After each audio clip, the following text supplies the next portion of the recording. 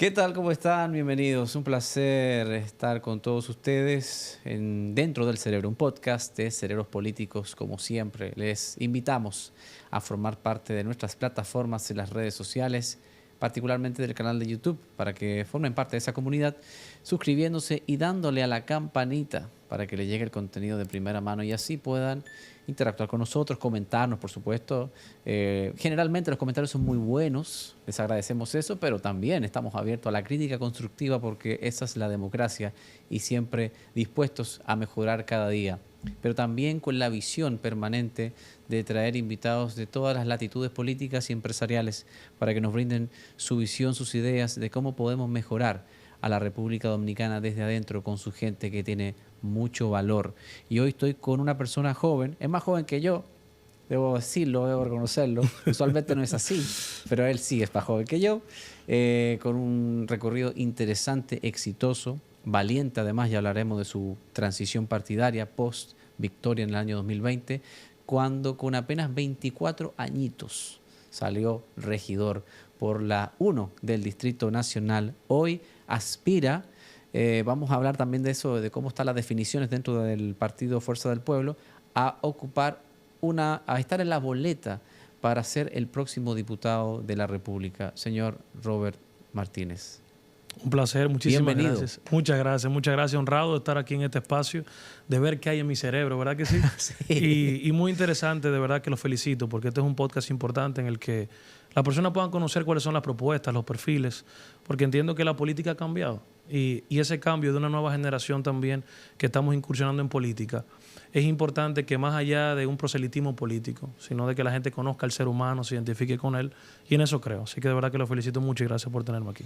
Robert, me vas a perdonar. Suelo ser más sutil, pero debo ir de inmediato a lo que Adelante, verdaderamente adelante. me llama la atención. Vengo listo. Ah, bueno, fantástico. Por el chaleco antibalas. Exacto. Robert, ¿qué está pasando? ¿Por qué una persona que sale primero en casi todas las encuestas, o por lo menos las encuestas oficiales del partido, popular, tiene estructura, tiene apoyo, por qué todavía no podemos decir que eres el candidato oficial a diputado por Fuerza del Pueblo? Mira, se ha suscitado una situación en mi partido, Fuerza del Pueblo, el cual creo todavía. Ahí hay personas grandiosas, extraordinarias, que quieren lo mejor para este país. Pero sin duda, no solamente en mi partido, sino quizás en todos los partidos, existen personas todavía que tienen la forma vieja de hacer política, lo que yo le llamo la vieja política, donde creen en las imposiciones y no en la meritocracia. Y eso que me preguntas es algo a diario, que quizás voy a aprovechar la oportunidad porque me llaman todos los días, porque yo he seguido haciendo mi campaña desde noviembre hasta la fecha, esperando la definición de este tema. Confiado de que cuando se hace algo de manera propositiva, con una decisión, no importa lo que pase, un proyecto político no depende de una sola persona, sino de un grupo que te acompaña y esa persona merece respeto y merecen el que sigamos luchando para que se imponga la verdad.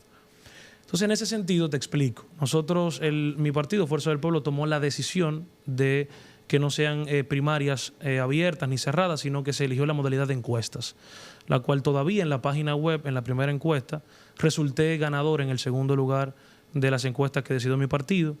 Luego la Comisión Nacional Electoral canceló esa encuesta porque se dejó de medir a dos compañeros y en una segunda encuesta nuevamente salí ganador. Esta se hizo pública el día 6 de noviembre.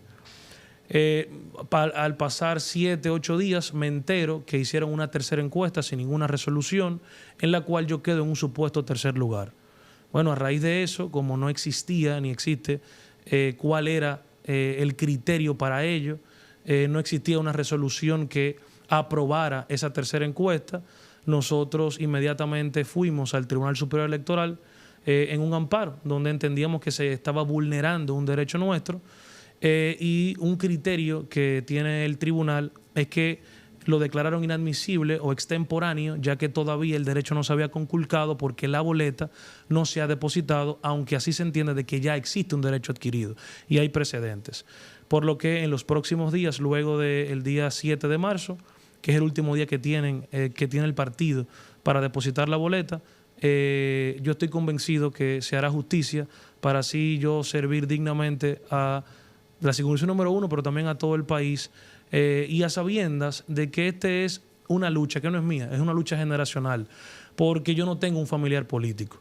Yo no tengo nadie que quizás diga, bueno, un familiar, un papá, una mamá, no, sino que yo, el trabajo político que he hecho ha sido en base a mucho esfuerzo, a mucho trabajo, a ganarme el corazón de la gente, y por eso no voy a permitir que bajo ninguna circunstancia nadie quiera cercenar el derecho a ser elegido, a que los jóvenes como yo, que sin apellido, que sin renombre, puedan participar en la vida política en base a los méritos y no a las imposiciones, y por eso lucharé hasta el final. Porque esta no es una lucha contra mi partido, esta es una lucha contra un grupo muy pequeño que sigue con las prácticas viejas de imponer y no dejar que se crezca en base al derecho y a la voluntad popular. Robert, en ese sentido, en los próximos días se debería definir de manera ya correcto, concreta y definitiva así es, el destino de esa boleta congresual. Correcto, así es. Robert, en el año 2020 ganas y eres el regidor más joven, por lo menos de la zona o a nivel nacional, ¿me corriges? Quizás a nivel nacional no sé, no tengo el dato, pero sí del Distrito Nacional. En el 2020 soy, y actualmente soy el regidor más joven del distrito. Actualmente regidor hasta abril. Abril, correcto. Pero te quiero llevar al periodo, al siguiente año, ¿no? Creo que es 2021, 2022, que tomas la decisión de salir del PLD y a ingresar a la Fuerza del Pueblo, donde básicamente en tus palabras de fundamentando o argumentando esta transición era que básicamente ya no sentías que podías ejercer o no te sentías identificado como político y el rumbo político del PLD en ese momento, y que sí sentías esa identificación en la Fuerza del Pueblo. Explícanos esta transición. ¿Se te costó tomar esa decisión? ¿Estás arrepentido o el tiempo te ha confirmado que hiciste lo correcto? Mira, esa decisión en su momento fue un poco difícil porque yo no tenía una larga militancia en el PLD, fue una militancia muy corta, en el cual quizás mis grandes amigos, las personas que políticamente también me empujaron, que hoy es también el candidato a senador Omar Fernández, que en ese momento no aspiraba, pero sigue siendo, y en ese momento mi amigo, que me impulsaron, vieron esas condiciones, y muchos que en ese momento le decíamos la corriente de Leonel, fue el grupo que me acogió en ese momento, tanto en materia de la formación política, de impulsarme, entrarme en ese momento en los comités intermedios para yo llevar mis propuestas. Y bueno, me sentí identificado con esa corriente de ese momento del PLD, que fue la que me dio la apertura. Como te decía, como no tengo padres ni nadie político, bueno, este fue el lado que me aperturó de brazos. Cuando sucede, ya luego de yo haber ganado las internas en octubre, que el doctor Leonel Fernández y toda su corriente ya nace luego la Fuerza del Pueblo, bueno, pues me veo en una situación que me quedo un poquito solo ahí adentro. Pero con muchos jóvenes y con muchas personas de la base que también respaldaban nuestro proyecto. Y bueno, y tomamos la decisión porque ya habíamos ganado la candidatura de ir por ella, y gracias a Dios fuimos uno de los más votados y ganamos en el PLD. Pero ya luego, al ver un partido en ese momento mucho más pequeño que el PLD, donde yo soy y creo y me encantan los retos de poder formar cosas, de crear, de que en un momento incipiente donde estaban creciendo, ahí quizás había la oportunidad de ir con ideas, con nuevos bríos, para introducir muchos más jóvenes y formar parte de la toma de decisiones del partido. Con mucha ilusión ingreso a la Fuerza del Pueblo, con una generación donde ahí, como te comentaba, estaba Omar Fernández y un grupo interesantísimo que estábamos con toda la intención, y estamos, de servir a este país. Y de verdad que con tu pregunta no me arrepiento, porque aún en la Biblia dice que donde hay dos o tres siempre van a haber conflictos. Al final, en todos los grupos partidarios, y más cuando a veces se tienen ideas distintas, porque en un partido quizás no todos pensamos de la misma forma. Lo ideal es que todos quizás tengamos hasta la misma ideología, pero no necesariamente es así, porque en los partidos, en la gran mayoría, se ha perdido quizás esa escuela de formación ideológica. Lo importante es que dentro de las disidencias podamos generar consensos. Y entiendo que mi partido es así, donde siempre van a haber 2 o 3 o 4 personas que no son afines en cuanto a criterio, a formación, a ética, a integridad, pero ahí hay una gran mayoría que ciertamente sí van afines a lo que pienso, a lo que creo, y no me arrepiento en absoluto, Robert, aún con lo que estoy pasando en este momento. muy válido. Robert, hablemos a partir de lo último que decías, de lo que piensas, de tu visión. Eres un hombre que habla abierto de la defensa de la familia. Correcto. Pero te quiero preguntar algo más allá de lo que se ha venido preguntando en todos los debates. debates. ¿Qué piensa de la ideología de género? Bueno, evidentemente el 99.9% lo va a rechazar. Claro. Ahora bien, cuando uno habla de familia y de defensa de los valores de la familia, ¿cuál es la cabida para hablar del respeto a las personas independientes, por ejemplo, de su género? O sea, la raíz de esta discusión es que las escuelas enseñaran, o por lo menos la visión de Estado en ese momento era básicamente tratar de inculcar en los niños el respeto independiente si tú eres mujer o hombre. Sí. Pero luego se transformó en una situación donde se vieron ejemplos a nivel global de que, bueno, ya estábamos pasándonos al libertinaje, vamos a decir. Pero hay cabida en la defensa de la familia para tener esas discusiones de igualdad, de equidad, de respeto por encima del género de una persona. Pero por supuesto. Y me voy hasta a un adagio bíblico antes de responderte. Al final, en la misma Biblia, que quizás son los más conservadores, se establece de que Dios ama al pecador, más odia el pecado. Al final ya extrapolo eso a lo siguiente. Aunque yo sea de pensamiento conservador, aunque crea en la familia, yo creo de que a todo adulto, mientras no haga daños a terceros, hay que respetarlo. Yo soy abierto a la equidad, a que si tú tienes una preferencia, un pensamiento distinto, yo soy de aquellos que también puedo respetar, porque yo no creo en las radicalidades, sino que yo creo en que aún en una disidencia podamos generar algún consenso, sobre todo cuando tú vas a servir. Yo no solamente voy a servir a un grupo pequeño de personas que piensen como yo, sino a todos los dominicanos. Ahora bien, cuando hablamos ya de los niños es otro tema distinto. Ahí quizás sí ya tengo una posición mucho más radical, porque en esa ideología de género, de que ya tú vengas a hablar de una desconstrucción del género, de que el género ya no es masculino ni femenino, sino es lo que tú quieras o entiendas ser, bueno, pues entonces esa persona, ese niño, yo que soy padre de dos, no tiene todavía la íntima convicción, no tiene la sabiduría para poder identificar eso. Por lo que hay que dejarlo que fluya con su inocencia, y cuando tenga la capacidad de discernimiento y de toma de decisiones, pues la decisión que tú quieras tomar está bien. Hay algunas otras cosas que a veces difiero, por ejemplo, con temas deportivos, que yo digo que al final no es justo que en un deporte como natación o pesas, un hombre con naturalidad biológica de hombre compita con una mujer en ese género. O sea, que yo entiendo que parte de eso sí es lo que voy a defender, a defender quizás una degradación social que estamos viviendo en muchos aspectos, pero con mucho respeto de todo aquel que piense diferente, porque no creo que el que tenga una preferencia sexual es menos en lo absoluto. Es alguien que tomó una decisión que, aunque yo pueda discrepar de ella, lo respeto en su totalidad y tiene los mismos derechos que yo pueda tener a nivel fundamental y constitucional. O sea que para mí yo creo mucho en ese respeto a la disidencia y a la diferencia de pensamiento.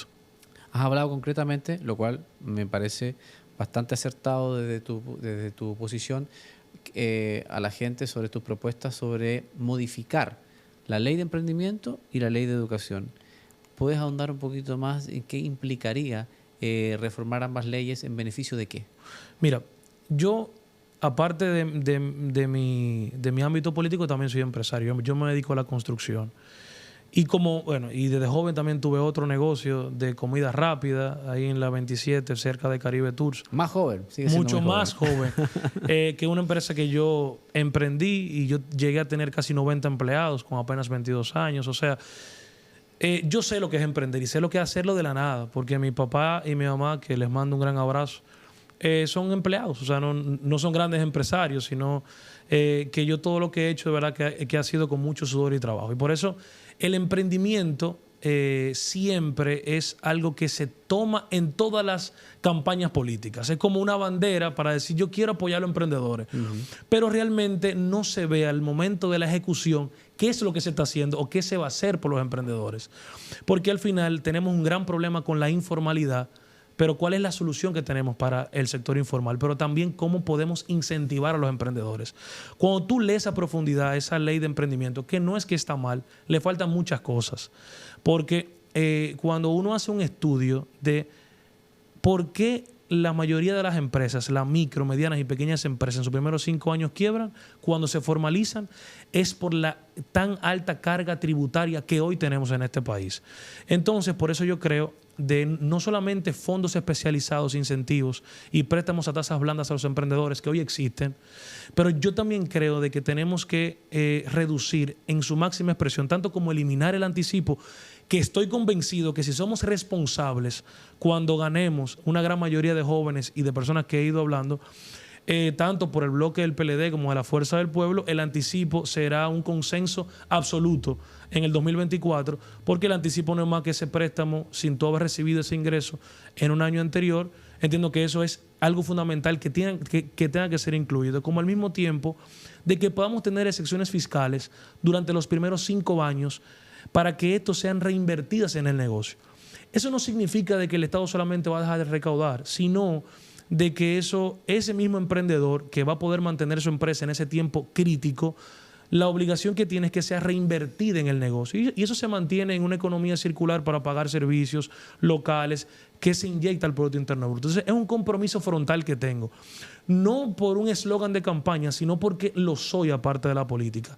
Y creo que se necesitan fondos especializados para los emprendedores, más formación técnica en materia legal, comercial y económica, que ese sería un requisito para esos fondos, pero también excepciones fiscales, porque es la manera de que podamos nosotros incentivar a pasar de la informalidad a la formalidad, donde ya tú vas a tener acceso a crédito, donde vas a tener excepciones fiscales y así nosotros poder tratar de reducir este modelo que tenemos catastrófico de los emprendedores en sus primeros 5 años. ¿Y con respecto a la educación?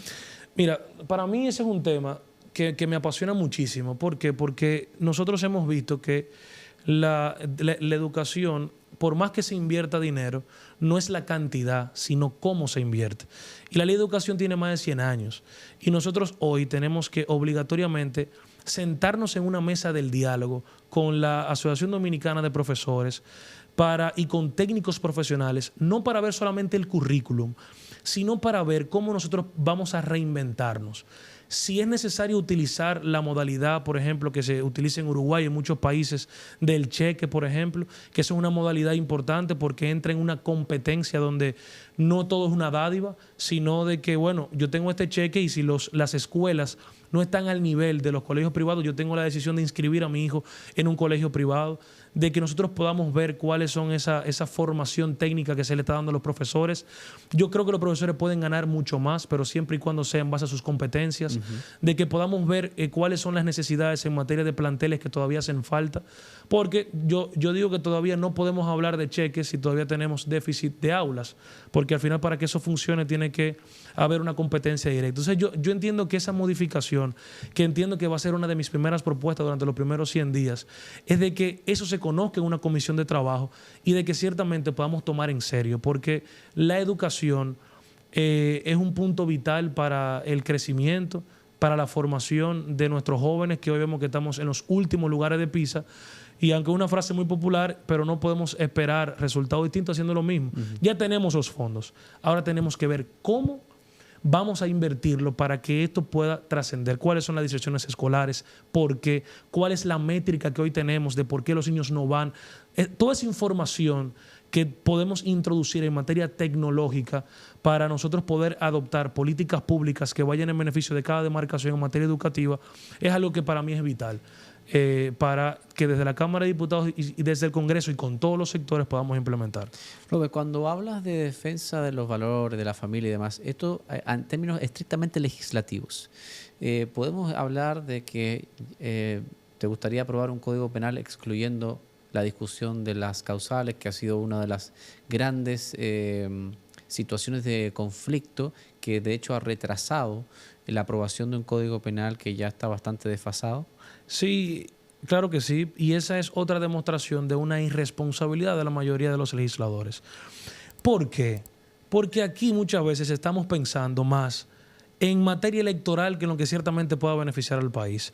Para mí es contraproducente de que hoy tengamos un código penal del siglo XX para enfrentar la delincuencia del siglo XXI, con un código procesal penal que tiene 20 años, completamente asimétrico con el código penal, que no se pueden perseguir los delitos de manera efectiva. ¿Por qué? Por una decisión, bueno, al final porque no quieren definirse. Y por eso yo lo digo abiertamente. Yo no tengo poses. Yo soy y digo lo que creo, para que el que se identifique conmigo, pues entonces vote por mí. ¿Por qué? Porque yo voy a tener una sola cara. Y este es un mensaje también para los jóvenes que como yo estamos aspirando en política, porque el ser joven no es un mérito por sí solo, porque hay muchos jóvenes que quizás tienen menos de 35 años, pero quizás tienen en su mente y actúan como los viejos políticos. Y tenemos un gran reto ahora, que es de demostrar que hay una nueva generación política que sí tiene la voluntad, la responsabilidad de hacer las cosas diferentes. Claro, para mí en el Código Penal yo votaría por defender la vida, por quitar las causales. Ahora bien, es justo de que nosotros tengamos tantos años con este tema en discusión y que no aprobemos un Código Penal por no querer tomar una decisión que pueda arrastrar en materia política electoral. Como al mismo tiempo también voy a estar ahí no solamente para defender la vida, sino y para mí es una de las funciones principales que tiene que tener un legislador, y es para fiscalizar dignamente, para que no pase como el contrato de Herodón, que para mí fue una barbaridad. Y me acuerdo que yo, cuando hice un video sobre eso, me pusieron un comentario en las redes, o sea, uno en las redes ve de todo, y me pone él: yo hubiese querido que él me opinara cuando los contratos del presidente por el partido que él defiende, si él hubiese tomado la misma posición o lo que fuese. Eso es un comentario político electoral. Y aprovecho esta oportunidad para decirle lo siguiente. Yo soy de los que creo en una disciplina partidaria. Creo de que uno no puede ser un ente aislado cuando pertenece a un partido político. Sin embargo, no importa en el partido que yo esté, si hay un lineamiento o como uno le dice, una línea política que digan para el Congreso que vaya en contra de mis principios y de mi íntima convicción, y que yo entienda que va en detrimento de la sociedad dominicana, pues no importa de quién venga, ahí yo voy a imponer en lo que yo creo que vaya en beneficio de la ciudad. ¿Por qué? Porque así como todo poder emana del pueblo, así el que me eligió a mí fue el pueblo. ¿No habrá inconveniente entonces de, lamentablemente en esa situación, convertirte en una figura, digamos, un diputado díscolo? Yo te diría que no, porque mira, porque yo no te hablo ahora mismo desde una utopía, sino de una realidad. Yo actualmente soy regidor de mi partido Fuerza del Pueblo. Y parte de lo que yo me siento bien es porque nos han dejado que representemos a la ciudad sin tantos lineamientos, sino a consensos. Mira, tenemos esta posición como partido. ¿Qué crees? Bueno, esto sí, esto no, porque tú nunca vas a estar de acuerdo al 100%. Es lo mismo, en mi partido pueden haber personas que crean en las causales y otros que sean pro vida y digan, la línea es votar por las causales. No, mi íntima convicción no me permite votar por una causal. Yo lo haré pro vida, aunque sea distinto a lo que mi partido pueda generar. Por eso, si en el partido que sea, que estoy seguro que en la Fuerza del Pueblo no hubiese pasado, que tú veas un contrato como el de Herodón, porque yo no tengo corruptos favoritos. Porque yo lo que creo es que si apostábamos a un cambio, o el que apostó a ese cambio, era un cambio de políticas, de nosotros hacer una introspección de qué hicimos mal en ese momento y por qué estamos fuera del poder. Eso es lo que uno tiene que ver y cambiar esa mentalidad. Yo no puedo creer de que si esa empresa es la leonina y que fue un contrato terrible el que se armó, bueno, pues entonces este mismo gobierno es el que contrata a la misma empresa con un contrato tan importante que se aprueba en 48 horas, que el 80% estaba en inglés, que el 70% de los fondos como canon se dan en 6 meses. Bueno, ¿por qué tan rápido? Yo creo que hay que hacer una licitación pública nacional para bienestar. Entonces, te pongo esto como ejemplo de que yo creo de que uno de los roles fundamentales es fiscalizar, y eso es lo que yo haré desde el Congreso. Para que ciertamente se pueda establecer cuál es el beneficio de la gente y que podamos tener un real contrapeso, porque eso es el poder legislativo, un contrapeso del poder ejecutivo y no un sello gomígrafo para aprobar todo lo que vengan ahí y todos los préstamos, no. Por eso es importante que tengamos legisladores que tengan convicciones, que tengan visiones propias, que vayan a representar lo que la gente realmente quiere.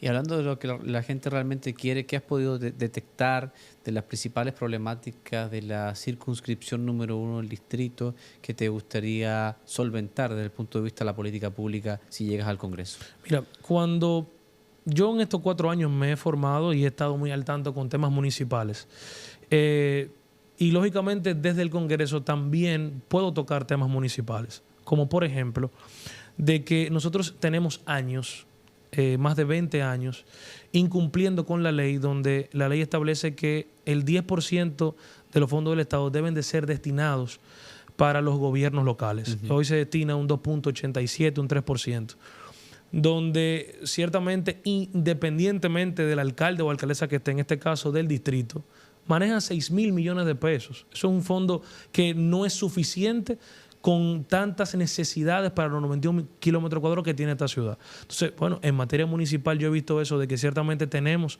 que aumentar y hacer cumplir la ley para que ese 10% pueda llegar ciertamente a los gobiernos locales y descentralizarlo. Creo también de ¿Quiere decir que, perdón, quiere decir que actualmente, por ejemplo, el Ayuntamiento del Distrito Nacional está funcionando con una tercera parte del presupuesto que le correspondería por ley? Correctamente. Porque tienen 2 modalidades. Una, que el ayuntamiento es una entidad recaudatoria, o sea, recauda, pero cada vez más le quitan competencias el Tribunal Constitucional.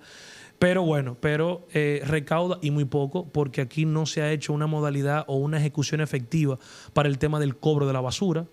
Pero bueno, que aquí solamente paga el 10-15% de los capitaleños pagan la basura, y es donde se va casi el 60% de los fondos del ayuntamiento, pero al mismo tiempo los fondos del gobierno central llega un 3%, un 30%, cuando debería llegar un 7% más, que es un monto significativo.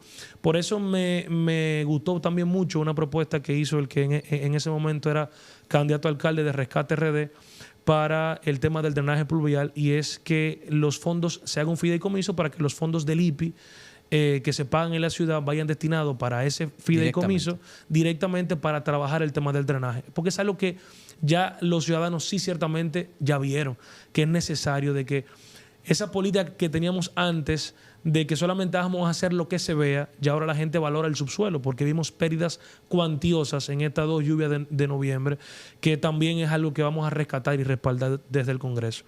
Pero también cuando tú ves cuáles son las problemáticas de la gente, es el tema de la comida, de la canasta básica familiar. Eso es un problema. Y la gente dirá, ¿cómo tú como diputado puedes abordar el tema de la canasta básica? Muy fácil. Al final nosotros tenemos que desde el Congreso tratar, que somos los que aprobamos el presupuesto, de que este gobierno, por ejemplo, ha tenido una visión de importación, donde ha reducido el tema de la inversión al campo y ha apostado a la importación. Y yo creo que esa visión, desde mi perspectiva, es una visión que no es correcta.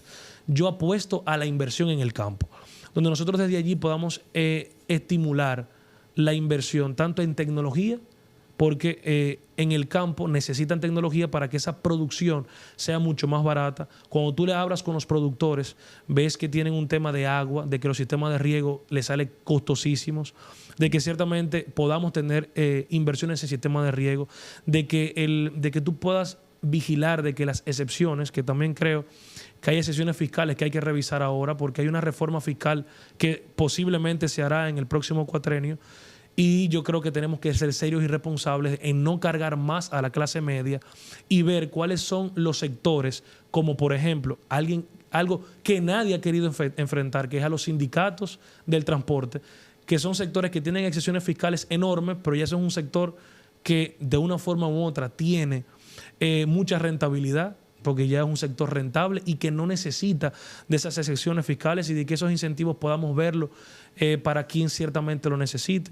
Entonces, dentro de los problemas que veo para mí es ese, es un tema de la comida, de que podamos trabajar en la seguridad, en la educación, de que nosotros podamos apoyar ciertamente a los emprendedores.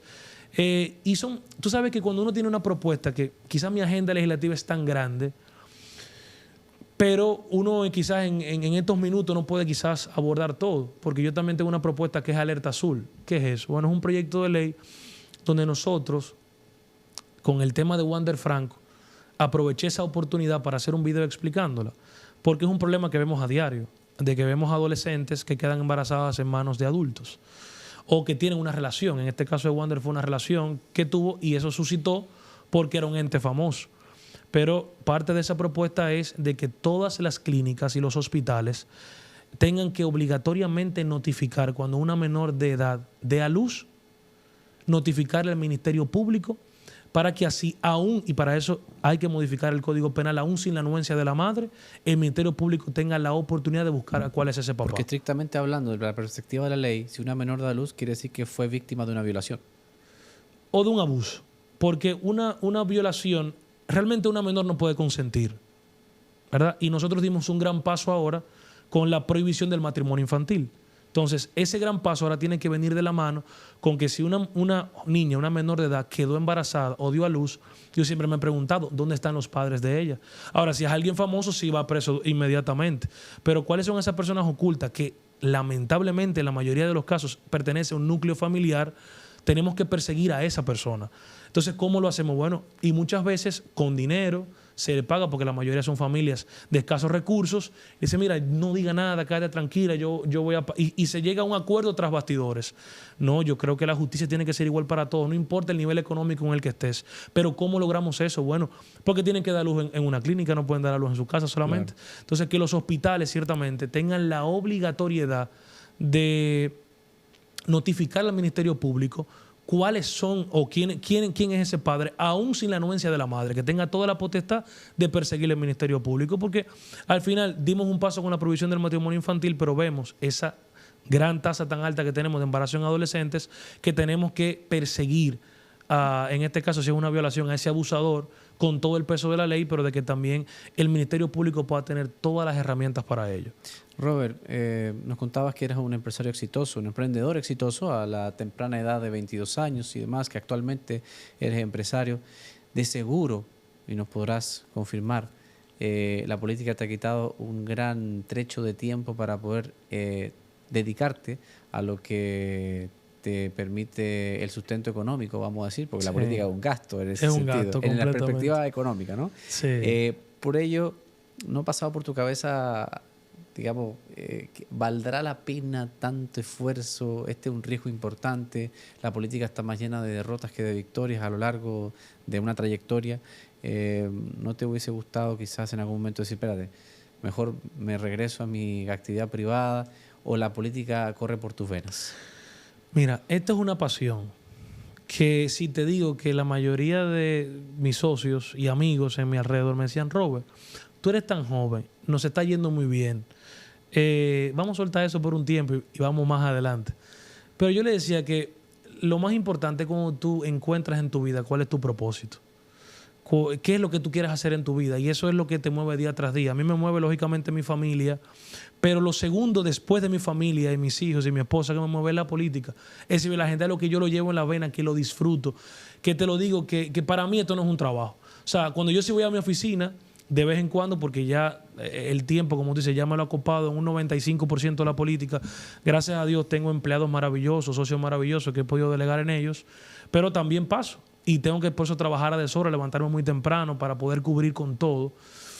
Y es un esfuerzo extraordinario, pero al final es lo que te digo. Yo voy a mi oficina, lo disfruto, claro que sí, pero no como la política. Esto de verdad que me apasiona. Y si estoy en mi oficina y tengo un tiempecito libre, yo te aseguro que en cualquier momento se mete el tema político, porque al final Dios puso esto en mi corazón. A mí me fascina la política, me encanta el servicio a la gente. Entiendo que aunque tú no te metas con la política se mete contigo. Y mi propósito en esta vida es tratar de dejar un legado. Un legado donde yo no soy el que va a transformar el mundo, ni soy el que va a cambiar completamente la República Dominicana, pero cuando muchas personas, porque no soy el único, tienen la voluntad de servir dignamente y no llenar un espacio para tener algo de poder, sino de que ciertamente cuando tú te das cuenta, aún en la Cámara de Diputados, cuáles son los legisladores productivos, cuántas iniciativas de ley tienen, te vas a dar cuenta que es un 10, un 15% lo que realmente se lo toman en serio, lo que ciertamente tienen legislaciones, lo que fiscalizan, lo que hablan. Y por eso creo que cada vez más tenemos que integrarnos personas que sumemos, pero que sobre todo rindamos cuentas. Porque si la gente luego, cuando yo quiera repetir como diputado, yo quiero que la gente me pregunte y tú me invites a este espacio cada X tiempo, pero ¿qué tú has hecho? ¿Cuáles son tus iniciativas, de todo lo que tú propusiste, que has hecho. Entonces, bueno, me apasiona, lo vivo, lo disfruto y entiendo que este es mi propósito de vida. Y hasta que el Señor quiera, yo seguiré estando en política, tratando de dejarle un mejor país a mis hijos. Y sobre todo con ética e integridad, porque esto es un sacrificio en todo. Porque mucha gente que no te conoce no sabe que tú eres empresario y te critica también, y tú estás expuesto.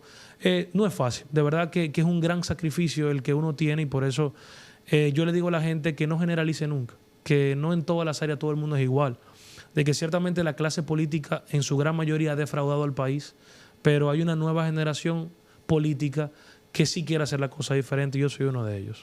Tengo la impresión de que si ganas la diputación, independientemente de que gane o no el candidato a la Fuerza del Pueblo, Leonel Fernández, serás un diputado que si va a criticar algo que vaya en contra de sus principios, a pesar de una línea que haya bajado el partido, serás esa voz. Así es, así es. Sí, de verdad que es en lo que creo, porque al final yo entiendo que lo más importante es ser coherente.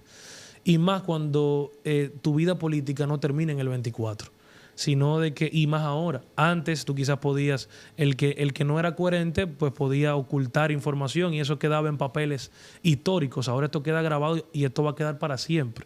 Entonces por eso hay que apostar a la coherencia, a que si tú vas a un cargo no es a... porque yo entiendo que la corrupción no es solamente tomar dinero del erario público, sino que un funcionario que vaya a una posición pública y no sepa lo que tiene que hacer, no haga ni ejecute lo que propuso, también eso es parte de corrupción, porque está quitando un espacio y está cobrando un dinero, porque nosotros somos empleados públicos, que no va a favor de lo que, valga la redundancia, propuso o por lo que la gente ciertamente lo eligió. Entonces eso es engañar. Y no, yo creo que cuando Dios mediante sea diputado, yo quiero que la gente se sienta orgullosa de tener un representante que será su voz en el Congreso, que fiscalizará de manera decente, no importa el gobierno que esté, porque para eso estamos, para hacer un contrapeso, y que trataré de proponer iniciativas que vayan en beneficio de la gente. Ese es el propósito que tengo.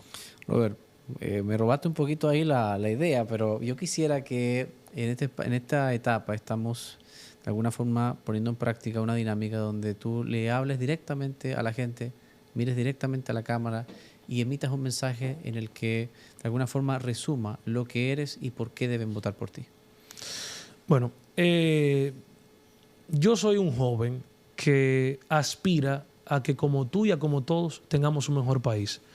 Y entiendo que desde el Congreso y en la Cámara de Diputados quiero fiscalizar para que ciertamente el dinero de la gente se invierta en lo que así lo necesitan.